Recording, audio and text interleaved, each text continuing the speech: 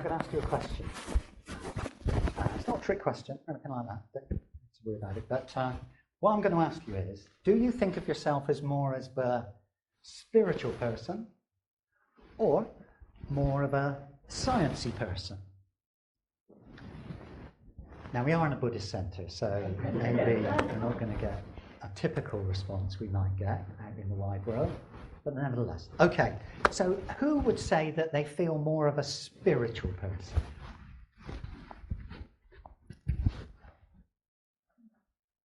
Two people in the middle, yeah? Who would say that they're more of a sciencey person? Did you put both hands up? Yeah, fair enough. Oh, that's good. I wondered whether everybody would just say they're a spiritual person, but so that's good. We've got a bit of a mix, so that's great. So now, next thing then is, let's say the spiritual people amongst you. Well, we're all spiritual, aren't we? But those who put their hands up for spiritual, I'm particularly looking at you now. So what I'm wondering is, what would you say are limitations or even criticisms or shortcomings of science? So what might be criticisms? You don't have to be a spiritual person to do this. Anybody can come up with this. But what might be a criticism of science? It's objective and uncaring. Objective? And uncaring. Objective and uncaring. I'm going to separate those out in case we don't get any more. It can lead to maybe being a bit intellectually arrogant, thinking that we've managed to conquer so much of the world using rational thought and concepts. You think that, oh, maybe we're doing it right there because we're so powerful, and actually maybe that's something. Right. It's quite a human practice, and therefore quite sort of defined by that way. It's still kind of limited. It's kind of similar sort of comment about the fact that it is human exploration. Human-centered, or It's human. I feel like it's human-centered comparatively to that.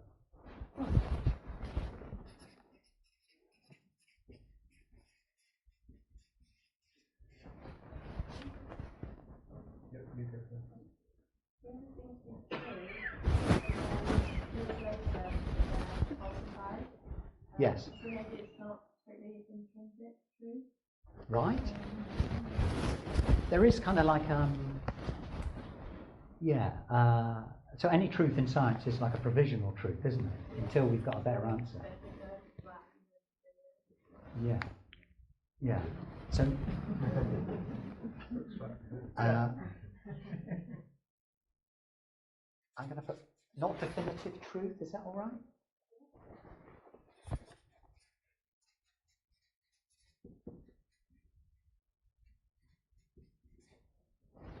Okay. Were you going to say something now? Well, it's the same point in a way. Yeah, I could frame it in that sense of not always honest about its limitations. And you can think that it knows it all, and that it obviously doesn't.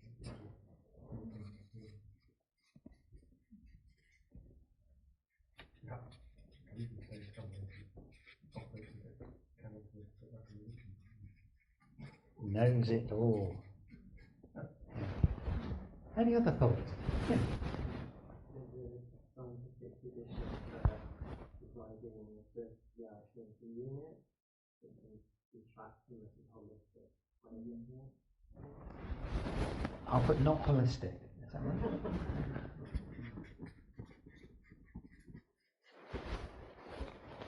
It strives for concrete truth. Okay. As opposed to. So it's almost like an ultimate sort of fixed. Strives for ultimate fixed truth.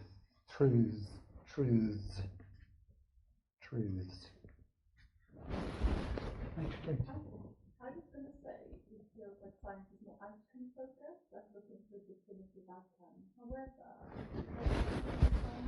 Yes. because that Cox Scout mentioned this. Right, yeah. So I wonder if, anyway, this is for later. My brain's on with not all the science particular way. Intuitively, it feels like it's outcome focused and more linear. Okay. Yeah. Outcome focused. Well, we can put it in. We're not, we're not going to get this focused. We're not going to get this peer reviewed or anything. So, sorry, you would say? I don't know if this is kind of been said already, but it's very empirical. It's very. Yes. Empirical. It certainly is empirical. Yeah. Yeah, I think that particularly because of some of the institutions within which it's conducted, there can be a tendency for scientists to try to prove themselves to be correct in their endeavours, and so they might underplay their subjectivity. Yeah. Would you say, if I were to sum that up by saying it fosters individualism or careerism or Confirmation bias? I like underplay subjectivity? Okay, we got that. Happy with that? Okay, we're going to have to move on to spirituality now and raise objectivity. We're going to run out of room otherwise. So let's look at spirituality. So thinking then about the limitations of spirituality. So I'm particularly looking at you scientists there, but you don't have to be a scientist. But what would you think are some of the criticisms that can be levelled at spirituality? Belief-based, yeah.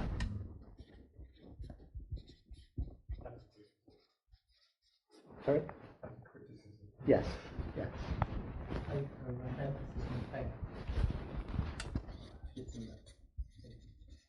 Overemphasis on faith. Any other things we might? What do you mean by spirituality? Well, succinctly, if possible. I'm not really going to define it. I'm going to leave it up to you. Okay. So, I'm not going to be too. Okay, in which case maybe I'll chuck in, but just like anything, can lead to kind of exclusionary thinking. Like, this is my group, you're that group. I'm in with this spiritual tradition, you're with that spiritual tradition. Yes. Still, it can also be dualistic. Yeah. Exclusionary thinking. It can be ill-defined. Ill-defined? Yeah.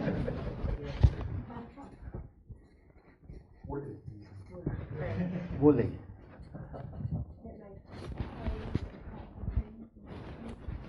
Claims that can't be proved or disproved.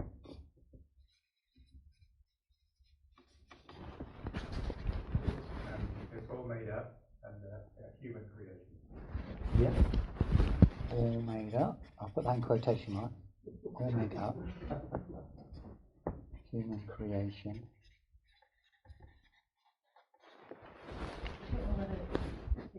Religion rather than spirituality, that's much violence.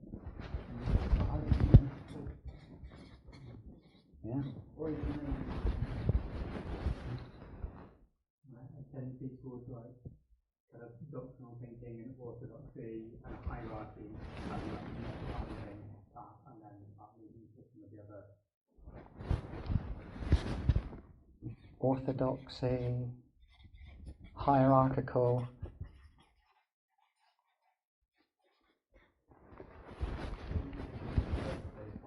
It has a huge potential for shadow because if you're in the light, it's very in shadow. Yeah.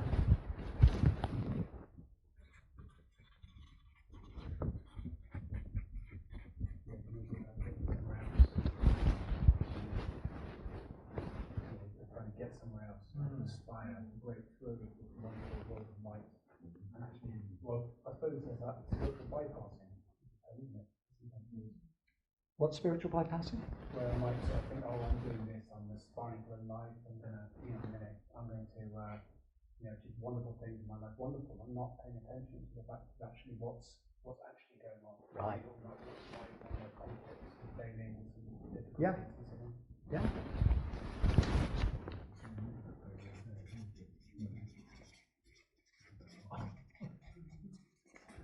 Okay.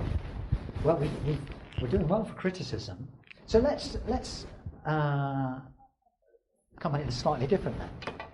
Okay, so let's say we're scientists now. From a scientist's point of view, how could we refute some of these? So what would you say if you're a scientist and somebody comes up to you and says, well, science is all very well, but it's a bit uncaring, for example. How might you respond? Medicine, for example. So there's plenty of examples of striving to relieve suffering. Yeah. Beauty still exists. Beauty is caring. Beauty still exists even when it is described. Yeah. Yeah, like Brian Cox. Yeah, he's always gone on about the wonder of things, isn't he? In a brief history of time, Stephen Hawking just go, every now and again just goes.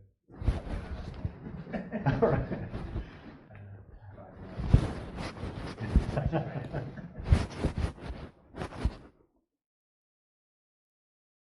So do you think, if you're a scientist and Narvira comes up to you and says, well, science is all very well, but trouble is, do you think you know it all?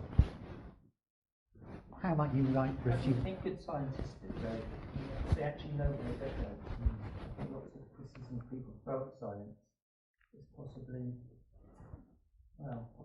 ultimately very valuable. I think, like Einstein, has been very imaginative and maybe sort of quite fox into the back where he's really astounded by the beauty of the universe, and so it all seems very mathematical and distant to lots of us, but I think people are really inspired by science, are inspirational people. And I think often what foretells it is politics, really, and the funding and things like that, really. Right. That's basically saying spirituality, lots of religions are tied up with politics. The same thing happens with power and money get involved. Yeah. Yeah, funding's an interesting one, isn't it? He who pays the piper calls the tune. And scientific criticism is disproved, Yeah. that's just to hypothesize and encourage it to be disproved. Yeah. They're quite humble. Yeah. Yeah. That's right. So you could call them intellectually arrogant, but on the other hand, and you could say that they think they know it all, but on the other hand, there is this thing about, a hypothesis, it's only provisionally true until it's disproved. You can have good confidence in something, but like Newtonian mechanics, it could be disproved. Okay, what about spirituality then? As spiritual people, for example, Narvira, somebody comes up to you again and they say, it's all right, this Buddhism, but it's all rather belief-based, based on faith. How would you refute that criticism? Well, I fully agree with you. Can I just ask a question? Are you equating the spirituality of Buddhism in that? No, I'm still speaking of spirituality. It was just that one question that I was asking Narvira.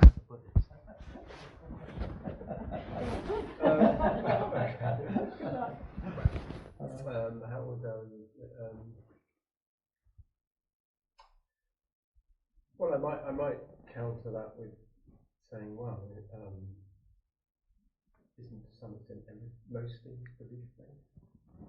I mean, get up in the morning and know that the ground is there and it's going to be your feet is a kind of belief. Yeah. It is. Yeah. What about hierarchical? Because I guess it is quite hierarchical, isn't it? some instances at least. Is that necessarily a bad thing?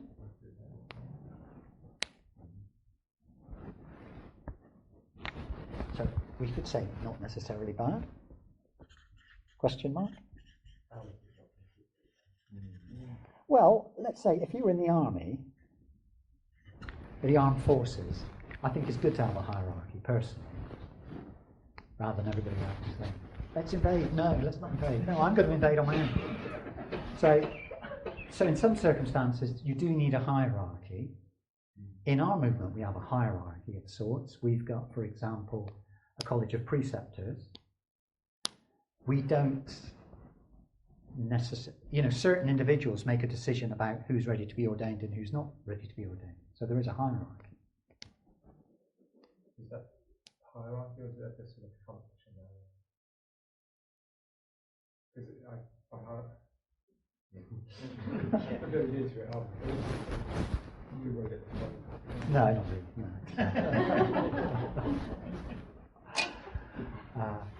Okay. Hierarchy as well.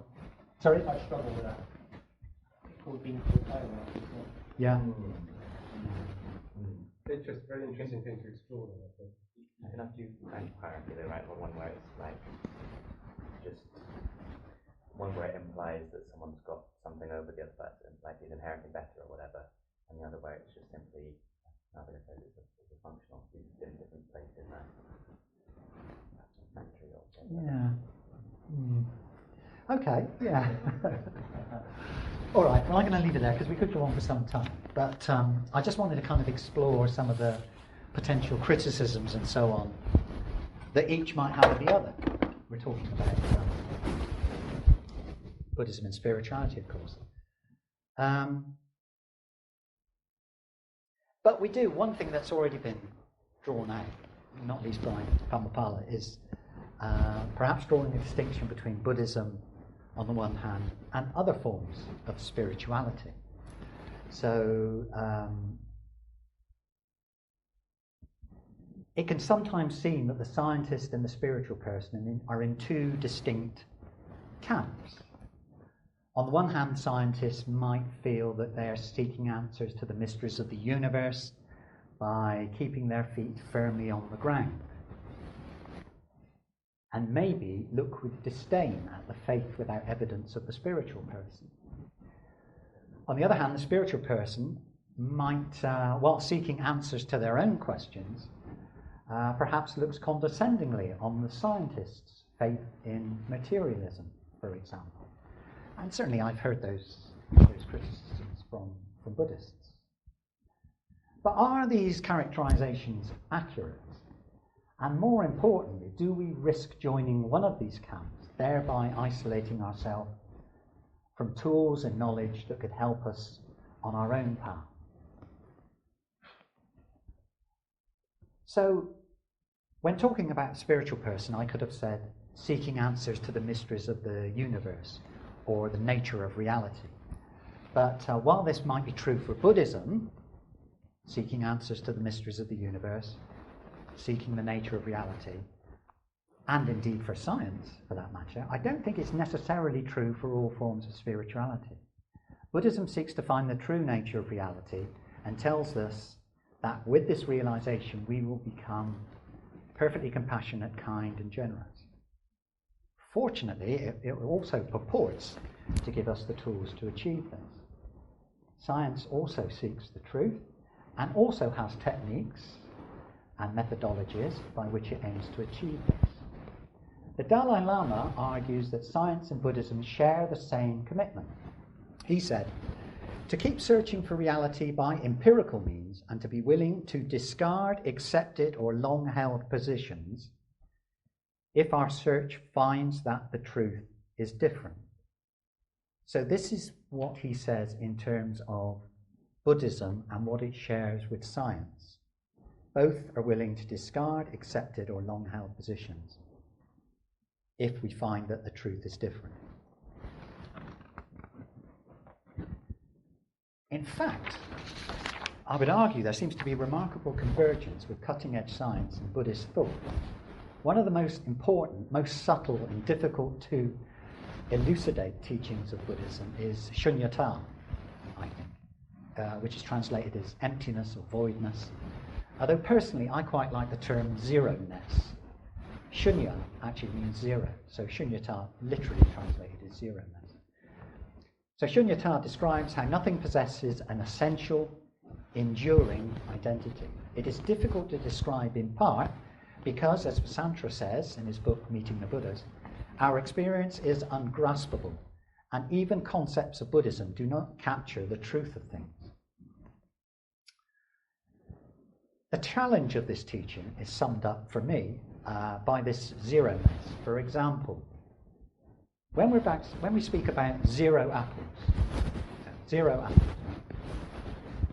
we're talking about apples, right? Zero apples. But when asked, well, where are these apples then of which you speak? You have to say, well, there are no apples. And yet we're talking about apples. So that kind of sums up for me the contradiction in the difficult, the sort of how it is a bit challenging. Shunyata does not mean that no thing actually exists, but it means that no thing exists as a solid or permanent or independent thing, and no thing has an inherent identity of its own. This teaching of the emptiness of persons and phenomena is supposedly unique to Buddhism. However, this is from the book The Order of Time by Carlo Rovelli, an Italian theoretical physicist. The entire evolution of science would suggest that the best grammar for thinking about the world is that of change, not of permanence, not of being, but of becoming. We can think of the world as made up of things, of substances, of entities, of something that is.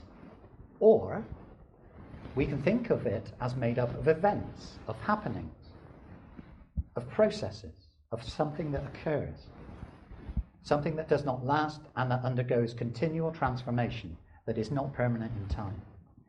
The destruction of the notion of time, which is what he does in his book, in fundamental physics is the crumbling of the first of these two perspectives, not the second.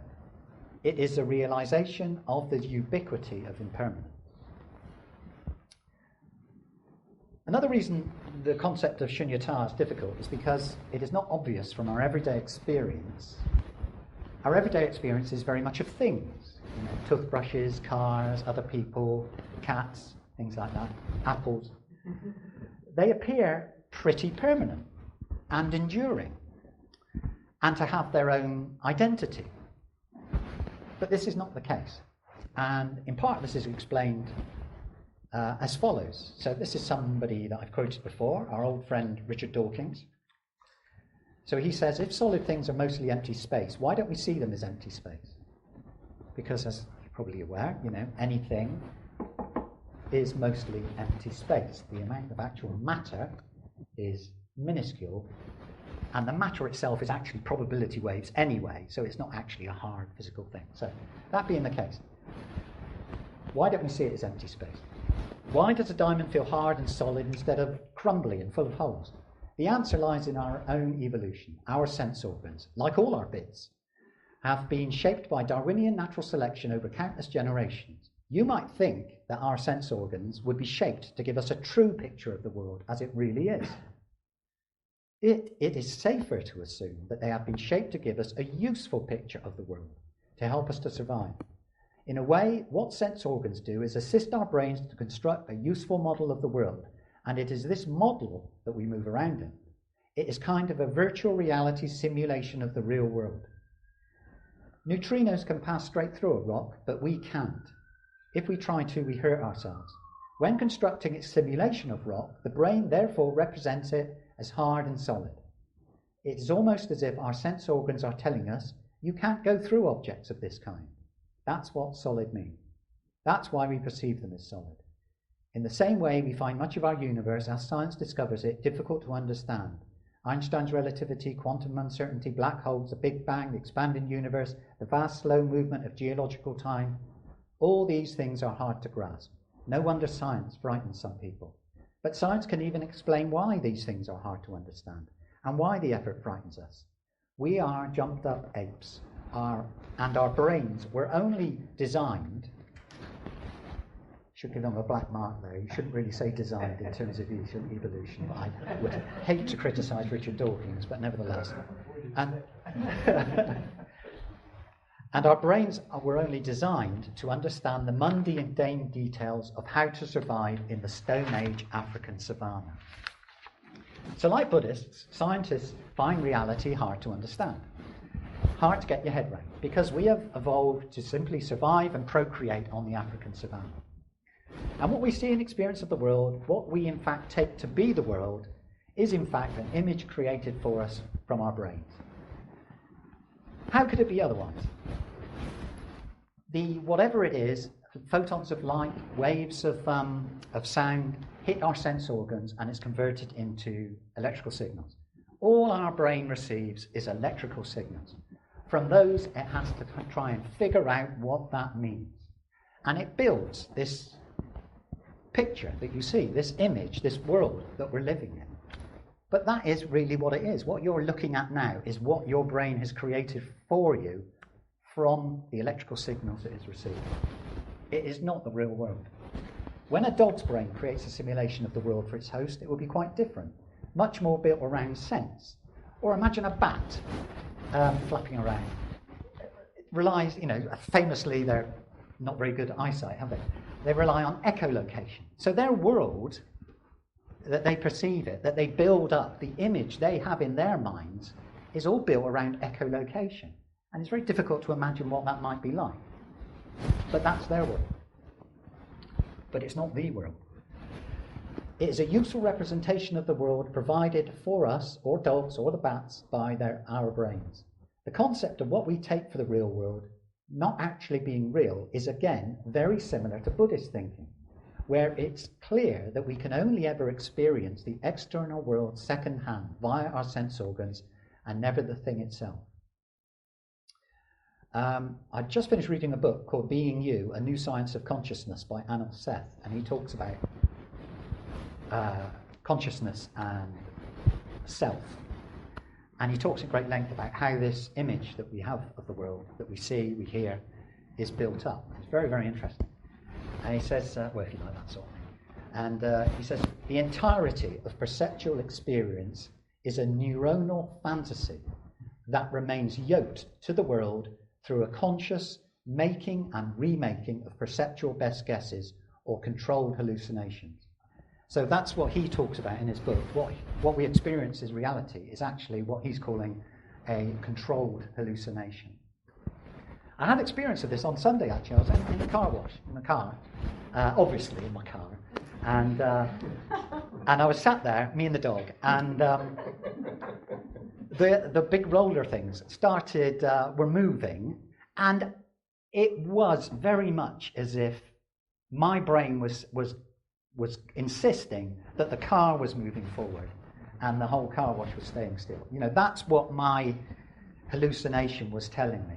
Even though logically I knew for a fact the car was stationary, I had every impression that actually I was moving. And these things happen because we're not experiencing the real world. It's just an image built up by our minds, and it's not always spot on. If Buddhism and cutting-edge science have so much in common then, and it is striking, how much when you read these sort of cutting-edge science books, what I can understand of it, which isn't everything, but just how converging Buddhist thought is, and as science goes deeper and deeper, how much it converges with Buddhist thought. It's quite remarkable. If Buddhism and cutting-edge science have so much in common, how come then Buddhism came to these conclusions 2,500 years ago without any of these enormous particle accelerators or MRA scanners or anything like that? How's that then? Which is a good question, I think. It does seem that real reality, is in some way perceivable to the human consciousness. There have long been reports of spiritual insights, often similar to those described in Buddhism, by taking psychoactive drugs, for example. According to Psychology Today, a recent study found that about 60% of volunteers in an experiment on the effects of psilocybin, magic mushrooms, who had never before used psychedelic drugs, had a complete mystical experience, characterized by experiences such as unity of all things, transcendence of time and space, a sense of insight into the ultimate nature of reality, and feelings of ineffability, awe, and profound positive emotions such as joy, peace, and love. Sounds familiar, doesn't it? I was also listening to a podcast recently that talked about magic mushrooms being used to treat depression, which my first thought was, that sounds a bit reckless to me, but anyway, they did, apparently. And it seemed to help in many cases. This is depression that is very, very really hard to shift to depression. So depression where people have had treatment, they take selective serotonin uptake inhibitors, reuptake inhibitors, and so on, and it doesn't work. So, they're at a loss. So, let's try magic mushrooms. So, it seemed to help in many cases. It appears, from what they were saying, that the magic mushrooms, the psilocybin, reset some of the pathways in the brain, enabling the individual to break out of their habitual way of thinking. And if you've had experience of depression, which I know many of us have, you can get into obsessive thinking and this thought that your mind's just going round and round over the same old thing all the time. So, that's one of the things that psilocybin seemed to do. It break out of the habitual way of thinking. This seems related to mystical experiences from psychoactive drugs, that it removes restrictions set up by habitual ways of thinking, permitting a view to emerge of things as they actually are, unhindered by our everyday thinking mind. And perhaps this too is what happens in meditation, which is perhaps why accomplished meditators thousands of years ago were able to perceive that which modern science is only now becoming aware of. And combining this with Buddhism's commitment to, as the Dalai Lama said, keep searching for reality by empirical means and be willing to discard accepted or long-held positions, Buddhism arrived at concepts such as shunyata and indeed experienced them firsthand. So why should there be any problems then between Buddhism and science and Buddhism? Or I should say, spirituality and science. For a long time, many religious people in general feared science because it contradicted their interpretations of their religion. This seems to be a particular problem for Christianity. According to a Gallup poll of 2019, 40% of US adults still believe a strictly creationist view of human origins, believing that God created humans in their present form roughly in the past 10,000 years. So let's just pause here a minute. This is something that is patently not true, and yet 2 in 5 US adults choose to believe it. Educated people from perhaps one of the most technologically advanced countries in the world. The same people are quite happy to rely on science when they fly in an aircraft, or buy a car, or support the military use of drones. But when it comes to geology and evolution in particular, no sir. So they're clearly being very selective, I would say, in what they choose to believe. I've had Jehovah's Witnesses come into my door arguing that Noah's Ark is literally true, despite all the insurmountable problems that would need to be overcome for it to do so. In fact, my uncle and auntie are Jehovah's Witnesses, and they came to my door once. It was embarrassing all round. But Noah's Ark. Did Noah go to Australia to get kangaroos and the Arctic for polar bears? Imagine the logistics of bringing a pair of uncooperative polar bears all the way back from Greenland back to the Middle East. Not least the fact that no one in the Bible had any idea that Greenland or Australia existed. And it's not as if there's just a kangaroo. There are, in fact, 71 distinct species of kangaroos and wallabies. There's no strict difference between kangaroos and wallabies. They're basically the same. It's just if they're bigger, they're kangaroos. If they're smaller, they're called wallabies. There's 71 of them. But regardless, You know, so he'd bring back one pair of kangaroos, and then, oh, I've got another 70 to go. And then on to New Zealand. But still, many people hold fast to these beliefs, despite all evidence to the contrary. My point is that often our beliefs are actually chosen by us because they fit some pathology or worldview or prejudice that we already have. And we need to be really aware of this as individuals. We don't seem to have quite as many Noah's Ark problems in Buddhism. I don't think most Western Buddhists seriously believe that Buddhist cosmology should be taken seriously. And as the Dalai Lama wrote, my own view is that Buddhism must abandon many aspects of the Abhidharma cosmology. So this is the belief that there's a flat Earth, which we've talked about already, a flat Earth, one big, large, massive continent, and then with a huge mountain, Mount Meru, in the middle. So that was a traditional belief years ago. But these days, of course, we don't really worry too much about that. Buddhists seem to be able to let go of these as not being essential to Buddhism, which indeed they are not. But what about miracles? Following the Enlightenment, the Buddha was said to have possessed and discussed several supernormal powers attained through meditation and attainable through meditation, such as walking on water, walking through walls, becoming invisible, levitation, and making copies of himself. So, have any of you levitated or become invisible as a result of meditating? This is described in the Pali Canon. So how do you feel about this?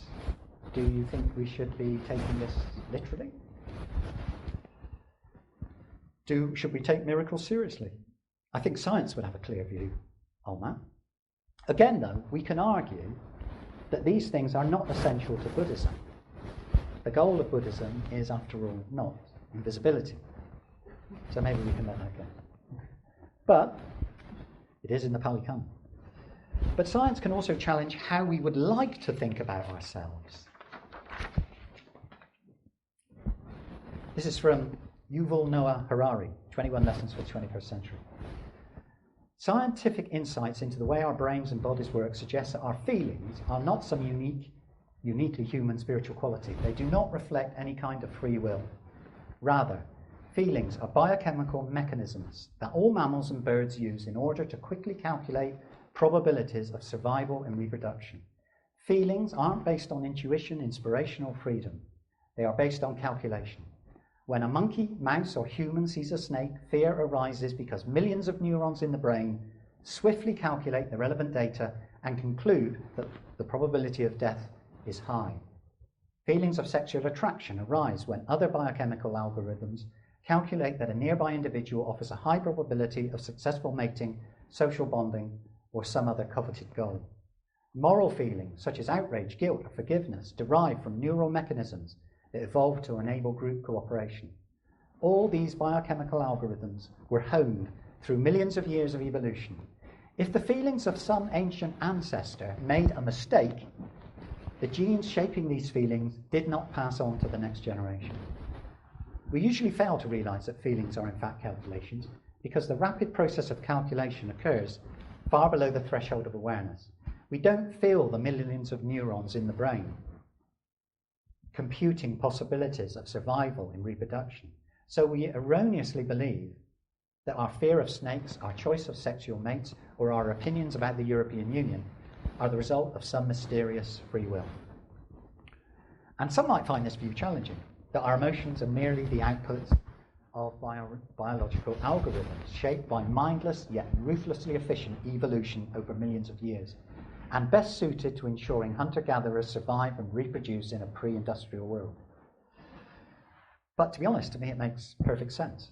Not only is it a reasonable explanation from the available evidence, but it also explains why our emotions are not always very helpful.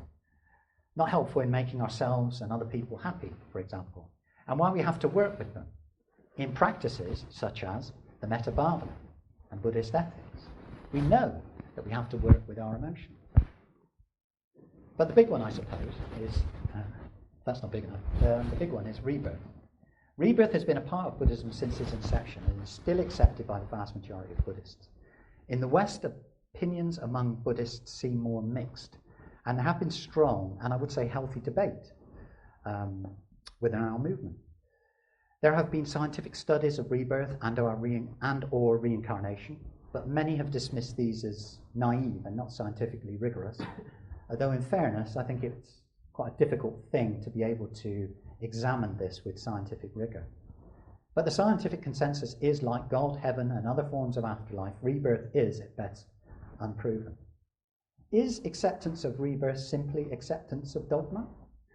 If we are prepared to abandon the belief in Mount Meru as being a cultural artifact, accepted at the time of Buddhism's origination because of a prevailing belief rather than any evidence, should we perhaps be prepared to consider adopting the same attitude towards rebirth?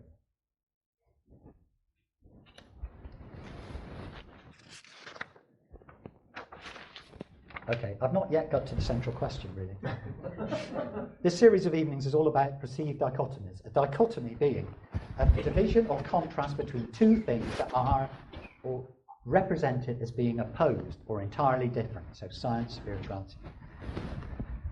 So is there a dichotomy between the scientist and the spiritual person? My answer would be, of course, well, it depends on what you mean by a spiritual person, perhaps. But let's be more specific. Is there a dichotomy between the scientist and the Buddhist? Can you be a committed scientist and a committed Buddhist? My answer would be yes, absolutely. I think they complement each one another. Science's seeking of empirical evidence and willingness to use the evidence to engender new understanding is important in disrupting spirituality's tendency to settle and ossify. And we talked a bit about that in terms of orthodoxy. Whereas Buddhists' ethics and wisdom can be vital in providing a context and critique to science's methods and goals. Buddhism works at the level of the individual. It results in an individual being more kind and compassionate.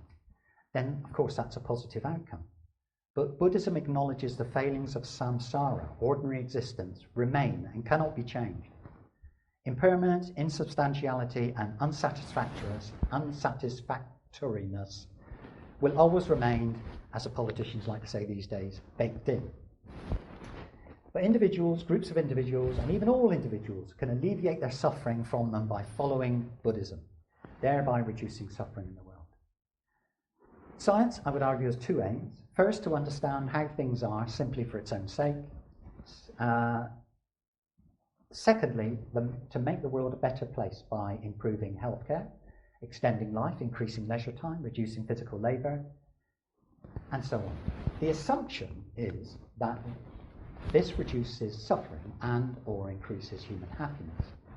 And I suppose to an extent that's true, though it could be easily argued that increasing wealth and even extending lifespans does not necessarily equate to greater happiness.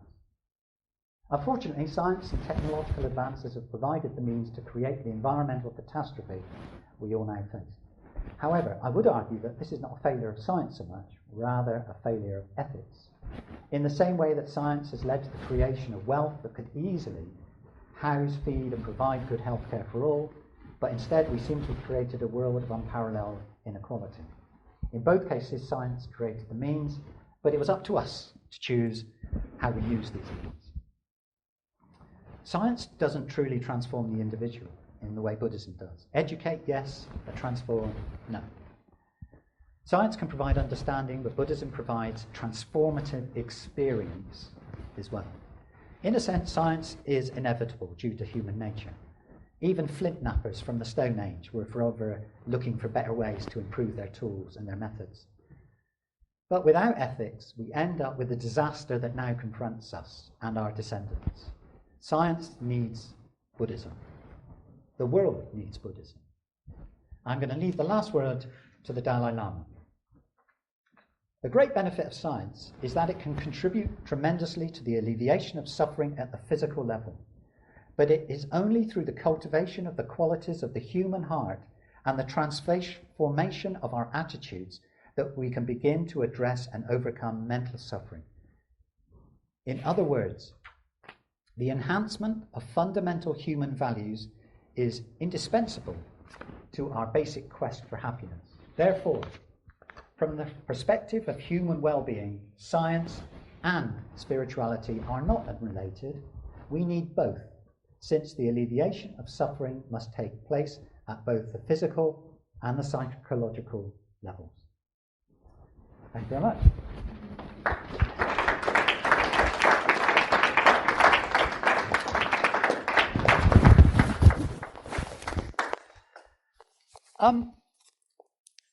I was planning now to